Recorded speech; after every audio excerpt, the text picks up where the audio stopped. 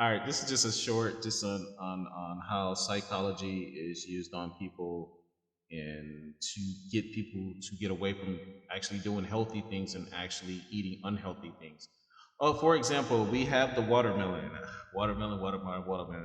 If you're a Southern, especially a black person, uh, you may hear the jokes about watermelon like it's a bad thing. Even black people doing this against black people, but it's actually a very healthy fruit and something everybody should be eating. Especially watermelon like this, you see the black seeds. That is non-GMO, non-modified watermelon. That is straight from the earth.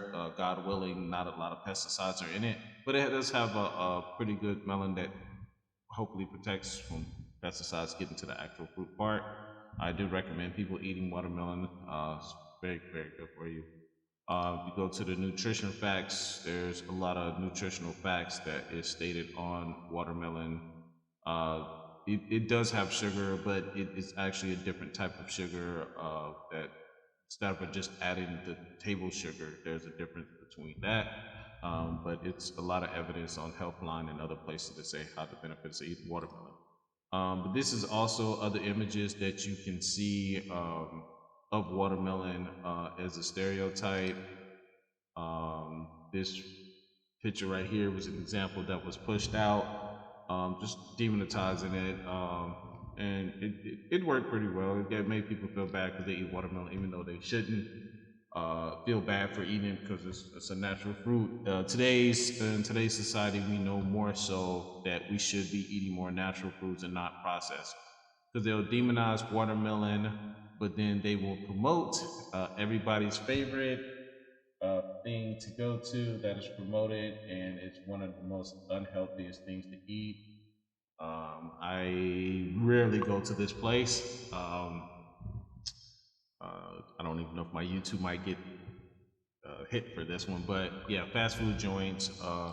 But it's not even really fast food joints because even fast food joints are healthier more than processed food that you get from the grocery store. Things that come in boxes.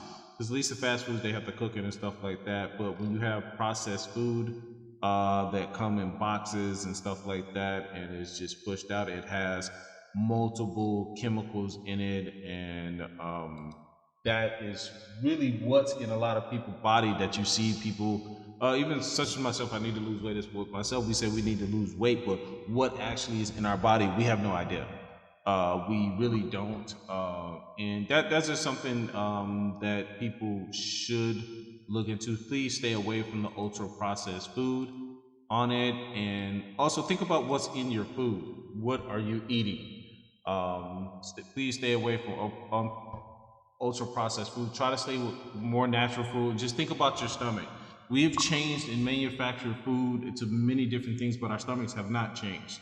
So think about what you're eating and how is your body going to process it. And the best way to tell, just see how long it takes something to pass through your body. Like pizza, it takes a while for pizza to process through your food on it. I say just try to eat stuff with very little. When you look on the back of it, the five ingredients, you have to come up with your own number, but just think about how your body is going to process it.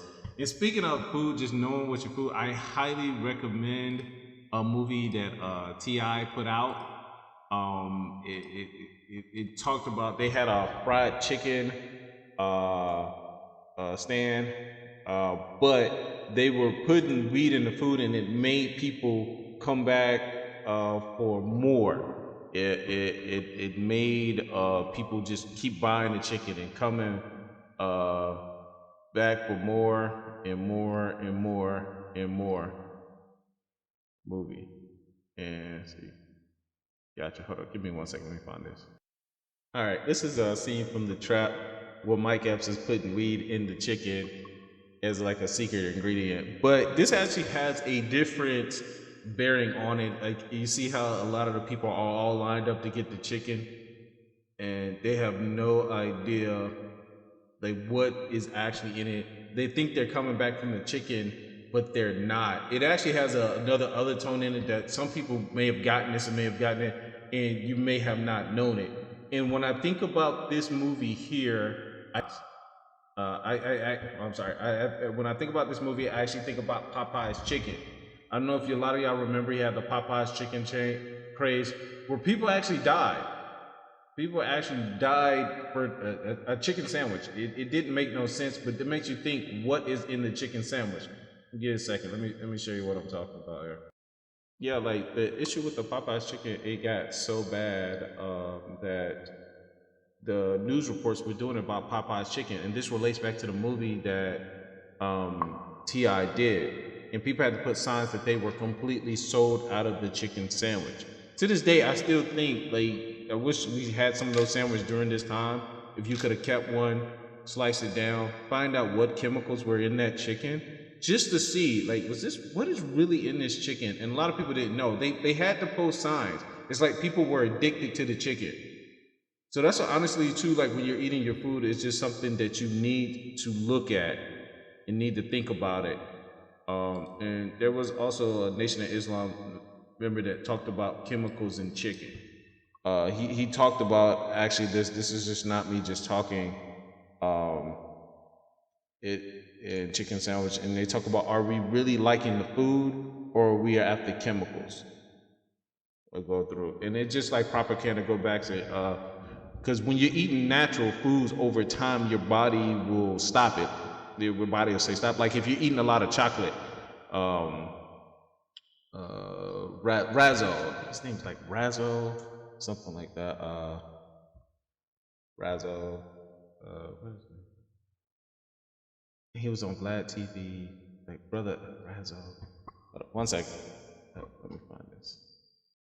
I would recommend everybody go on YouTube and check out this Nuri Muhammad talks Eat Once a Day, like that. He talks about food, breaking poverty mindset. It's a really good one, but just more so to speak on the food portion of it.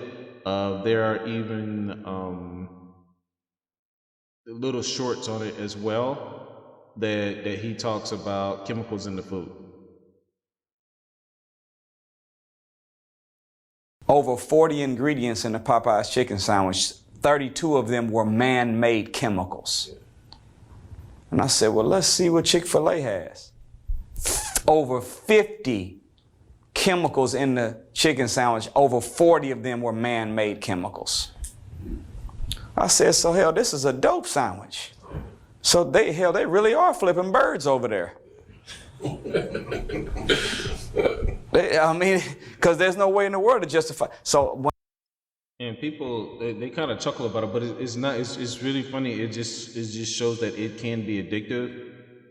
Food. There are things in such as like candy and sugar. Sugar is heavily addictive and it's killing people as well. That's something that is coming out too. You can find that even with yourself. Stop trying to go with no sugar throughout the day, and you will find your body that they call it cravings. But that comes from addiction. I'm not a real expert on addiction, but I can say I do have a sugar addiction, which I am really trying to break. But just know what you're eating, know what you're putting in your body, especially with people that are struggling with health issues. And you say, damn, man, I'm trying to lose weight, I can't wait. What are you eating? Well, you know, I lowered my calories, but I still can't wait. But what are you eating? Like, what chemicals are you putting in your body? And that goes into hormones and stuff like that that is put in your food. But like what he's saying right here, it goes back to the other videos where I was showing like what Popeye's chicken and stuff like that. Gotcha. The main point of this is just think about how psychology is used to get people to steer away from something that's healthy to something that is bad. And we just need to be eating more natural and stuff like that. 1 second, I'll show you one more. Yeah, and that's what a lot of people don't know. You have these people. You have these people right here. Not that they're horrible people, but these are the people here. They make things taste good. And you can see it's a bunch of chemicals. You see beakers, you see chemicals. You do not see gardens. You do not see things being grown from the earth. You see these chemicals and stuff that they smell. Oh, ethanol. Okay, I see a lot of ether. Ethanol is being used. Okay, gotcha. It's just chemicals, and certain amounts of chemicals are used to mimic a certain taste. This is why you can never ever get the taste that is produced if you try to make it at home yourself, because you're missing the chemicals. Like try to make McDonald's French fries at home, you just cannot get the taste. You're trying to make a certain smoothie, it don't taste the same like the one you get, because what if you're making it at home, is more natural. It does not have the chemicals in it. Not that it necessarily is bad, because some food scientists, they actually do things that just make food better and more edible, and better to keep people from starving to death. Oh, there, you do have some stuff like that there. And those, they're messing with, you see how like she's messing with the food right there, frying it up and trying to get it work. That's what food scientists do. They get it to where your brain likes the food and wants more. That's their job. So their goal is to get you to come by and get more and more and more. And they're scientists. And they have taste testers. Yeah, taste testers, yeah. And just think about it. And that's why sometimes you might find yourself not to be able to get off certain foods. The biggest thing is that you just get off, the biggest thing I would say is just get off these chemicals, know what's in your food, really read the labels, not just on the ingredients, even though it is good to look at the ingredients and the calories, but your body is holding a lot of chemicals. And I think that's what gets a lot of people sick. And I kind of got into the food thing. And the biggest thing that you want to kind of look at is just think about what you're eating. Does it rot? Is there a shelf life on it? If it's something that can sit on the shelf for like 2 months and still be edible, it's not food. It's not food. And this goes into your cereals as well. I would, even though I do like stuff like Captain Crunch, but it's not food. It's not food.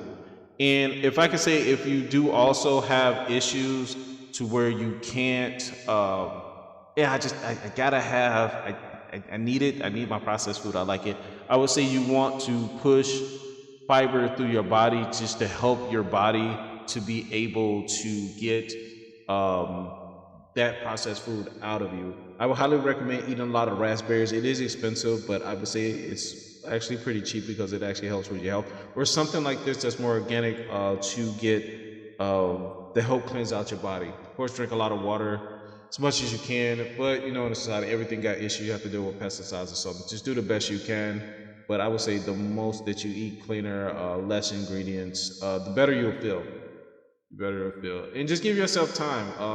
Try not to have the stuff in your house, and over time you will find yourself weaning yourself off, just like an addict, weaning yourself off this processed food and get back more healthy living. And I would say in the long run, that's something that somebody said to me a long time, learn how to grow your own fruit. If you can't afford to buy the raspberries, strawberries, blueberries from the store, learn how to grow your own. All right.